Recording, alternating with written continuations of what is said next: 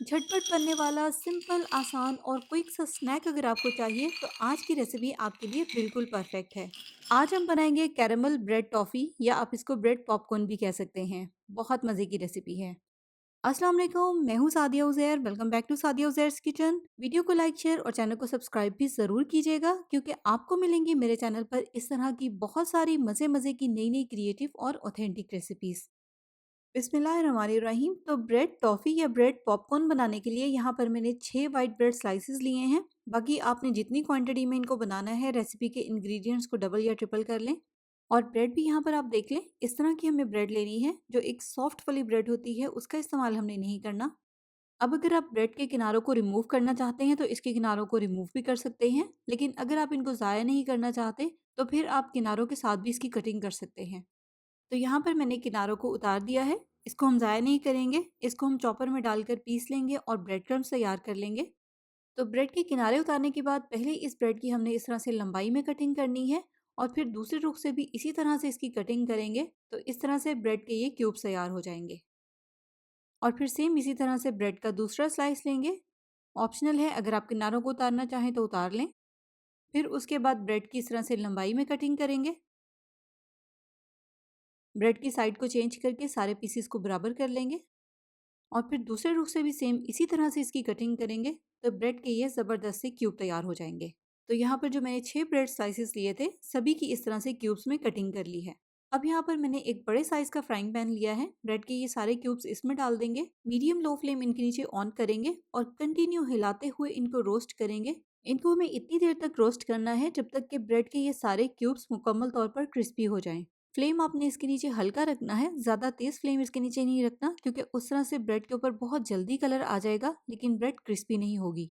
असल में यहाँ पर हमारा जो मकसद है वो ब्रेड पर कलर लाना नहीं है बल्कि ब्रेड को क्रिस्पी और ड्राई करना है। तो उसके लिए फ्लेम जो है वो थोड़ा सा आपको हल्का ही रखना पड़ेगा। रोस्ट करने के बाद ब्रेड का एक क्यूब लेकर इस तरह से इसको चेक कर लेंगे। ये देखें, ये कितना क्रिस्पी हो गया है। तो बस फ्लेम को ऑफ कर देंगे और ब्रेड के ये क्रिस्पी क्यूब्स पैन में से निकाल देंगे। और साथ ही साथ पैन में ये जो जले हुए ब्रेड क्रम्स हैं इनको भी निकाल कर फेंक देंगे, ज़ाया कर देंगे। अब दोबारा से फ्राइंग पैन मैंने चूल्हे पर रख दिया है। इसमें शामिल करेंगे आधा कप चीनी। अब इसके नीचे हम लो फ्लेम ऑन करेंगे। इसका हमें कैरेमल तैयार करना है। चीनी को हमें बिल्कुल भी ज़्यादा नहीं हिलाना। अगर आप इसको बार बार हिलाएंगे तो कैरेमल सही नहीं बनेगा। एक बार सेट करके इसको इसी तरह से हल्की आंच पर पड़ा रहने देंगे। हल्की आंच पर चीनी आहिस्ता आहिस्ता इस तरह से मेल्ट होना शुरू हो जाएगी। यहाँ पर वीडियो को मैंने थोड़ा सा फास्ट करके आपको दिखाया है। और जैसे ही चीनी इस तरह से मेल्ट होना शुरू हो जाए तो फिर आप इसको हिला सकते हैं। अब भी आप इसके नीचे फ्लेम को बिल्कुल हल्का रखें और हल्की आंच पर इसको इतनी देर तक पकाएं जब तक कि चीनी मुकम्मल तौर पर मेल्ट हो जाए। और मेल्ट होने के बाद कैरेमल का रिक्वायर्ड कलर आ जाए, जिस तरह का कलर हमें चाहिए उतनी देर तक आपने इसको पकाना है। यहाँ पर अगर आप देखें तो इसका ये वाला कलर बिल्कुल परफेक्ट है। इससे ज़्यादा हम इसको नहीं पकाएंगे वरना कैरेमल जलकर कड़वा हो जाएगा। बस अब इसमें हम शामिल करेंगे तकरीबन 1.5 टेबलस्पून मक्खन। और मक्खन को अब इस कैरेमल में मिक्स कर लेंगे। फ्लेम आपने इसके नीचे हल्का ही रखना है। और जैसे ही मक्खन इसमें मेल्ट हो जाएगा या मिक्स हो जाएगा तो फिर इसमें हम शामिल कर देंगे 1/4 कप दूध। और अब आपने इसको हल्की आंच पर थोड़ी देर के लिए पकाना है ताकि जो हमने इसमें दूध शामिल किया है वो आधा ड्राई हो जाए।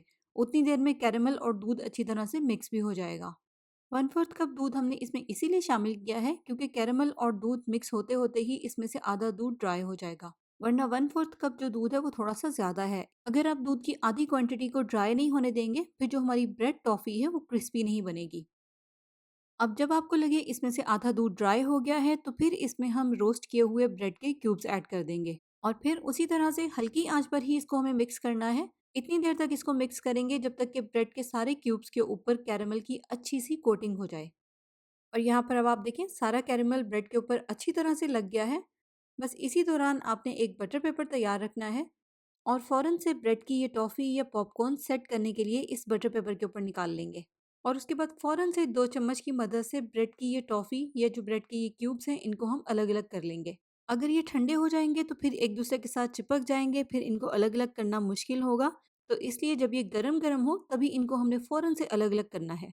बस थोड़ी सी देर के लिए इनको इसी तरह से पड़ा रहने देंगे। थोड़ी देर के बाद चंद मिनटों में ही ये अच्छी तरह से ड्राई होकर सेट हो जाएंगे। तो लीजिए, झटपट वाला मज़ेदार सा ज़बरदस्त सा स्नैक यहाँ पर हमारा तैयार हो चुका है। तो कैसी लगी रेसिपी कमेंट्स में ज़रूर बताइएगा।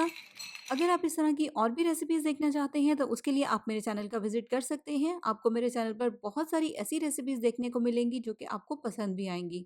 नई वीडियोज़ के लिए सब्सक्राइब करके नोटिफ़िकेशंस भी ज़रूर ऑन कर लें। रेसिपी ट्राई करें तो अपना फीडबैक ज़रूर दीजिएगा। अपना बहुत सा ख़्याल रखिएगा, दुआओं में याद रखिएगा। Thank you for watching. अल्लाह हाफ़िज़।